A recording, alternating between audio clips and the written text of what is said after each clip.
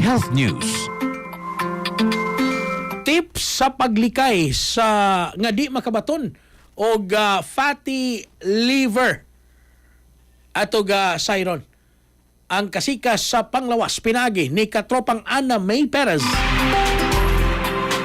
Ang fatty liver disease usa ka sagarang sakit sa atay karon nga nagkadaghan sa mga tawo. Ilabi na kadtong naay dili husto nga lifestyle ug pagkaon. Mahitabo kini ko nga sobrang tambok matipon sa atay nga mahimong hinungdan sa paghubag ug kadaot sa organs. Sumala sa mga eksperto sa panglawas, ang fatty liver kasagaran walay klarong sintomas sa una, pero sa paglabay sa panahon mahimong makasinati og kapoy, pirmi, kasakit sa tuo nga bahin sa tiyan o pagtaas sa liver enzyme sa blood test. Ang kasagarang hinungdan niini mao ang sobra nga timbang o obesity, pagkaon og daghang tamis ug tambok, diabetes ug kakulang sa ehersisyo. Ang health experts nagpasidaan na kung dili kini matagad, mahimo kining moresulta sa grabe nga kondisyon sama sa cirrhosis o permanenteng kadaot sa atay. Aron malikayan ang fatty liver, girekomendar ang husto nga balanced diet nga pagkaon, daghang utanon ug prutas, regular nga ehersisyo, paglikay sa ilim ng makahubog o pagpugong sa timbang. Mga katropa, paliguna ang lawas uban ang Santon Vitamin C nga produkto sa Yes to Health. Sugdi mong adlaw nga ligon ug batasan na ang pag-inom sa Santon Vitamin C, the alkaline vitamin C. Alang sa naghiusang Pilipino para sa Pilipinas, ako inyong katropa, Ana May Perez, XFM News. Kasikas Express Balita.